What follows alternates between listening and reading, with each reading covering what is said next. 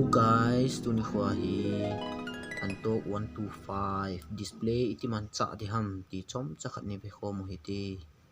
nidanga to kip ang zep lo hin hi zong le nidanga chu theile ho in bota vin tu ni khwa he zat zoom zep khanin display iti man cha di ham ai nai lo ho adin them chakhat ni se ho tin ai sa ho ading in zong na dut kha ta yang na like be ani bote te jin lang subscribe bon hai lo jong subscribe ni bote te win ti chu tip na ka hin nei hi to hin iti bo da man in vet khom di wa hi tu ma sang jep chun gari a hoi lo jin battery to agui akila khana hi le atai ma di ta hin na to hi ipiti bo tu di ham ti in vet khom di wa hi to hi street mode na hi ko ya la time ho na kon kipi na cha hi mode hi long press di bo la le chom khat sat dan di ga sat dan hi la chom khat tin ga son dan hi tin da ko ngum ting le khat bai ga bor kin hi tin set clock kiti ta na le set clock hong kiti zo hi khat bai me ki de tu ho 7 chat lot kho a chat pa kho hi chelanga hi bo la hi le etai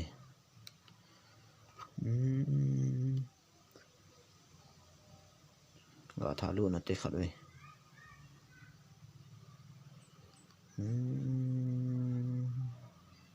phat pi chombe se na ki bon man zero hai to hai 7 8 lang pai mi ala 9 to hai 12 hi na 12 45 hi tai 12:45 ana ki khial do ki tai 12:45 hi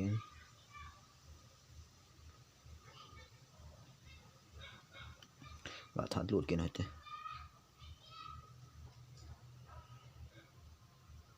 and to ho 7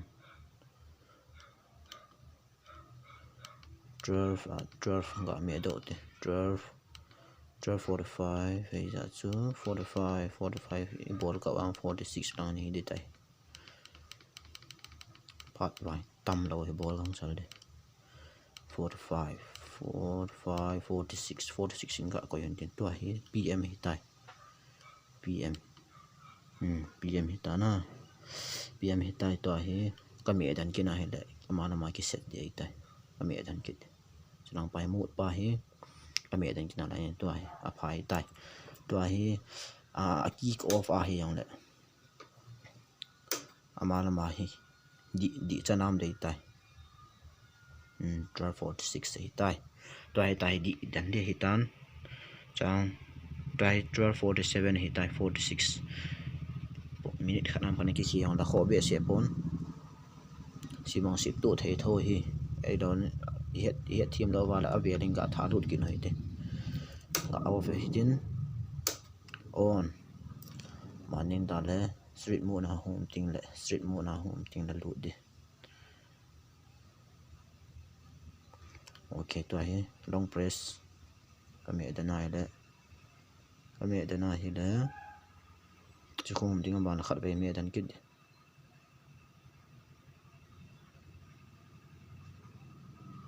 set clock hi tai 12:47 chu 47 gam so lan ba na to hi me dan kit lang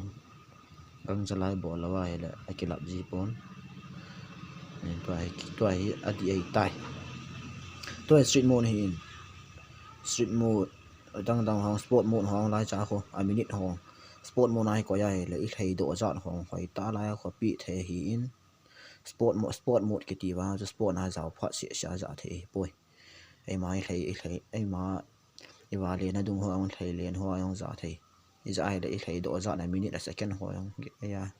apung a phat dung zu kilometer ho chan ke ya pi hin ki jani Ntorg-125 a hoin aban le to hai right step cho ta bang ha na cho jong tai ki to chana ta ho thei do za ho yang ki ji latest pen chu 3 minute ki thei do ai hoi lai ki pha ai ti ham ai ke pon to hi street morning ki ko helan chi pian ai tai chi pian hi za le pha pe ni hat tai mong phata timing hong ki vat no mai le ai ma whatsapp vet ngai lo an to display hi vat nai le ki chi sharing in to hi setting di hi tai setting chu what's to chun to 49 in tai 48 minute khana wang ki hi jong le aki bang ti the hi tan tu ni khwa dinga display 125 display it is sim jam it is adi ham ti se them cha ga se hi den aktel be lawa hi yong la comment hin sem binang hi chan chu hi ta in tin tu ni khwa video sim mo chu chan chu hi in tin ka se chaina dinga ka se nom chu phiam tia le hello ho dinga ki se hin he ho adia chu apan lawang chum lo di jong le ala khat la ni ipati ho u te ho han lang zap ho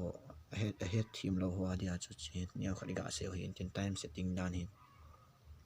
ape ya be ai wa chu hello ho adia chu ha ki tho hin ti ja chu hin se ho hin tun khwa video sim the ho chan chu tan te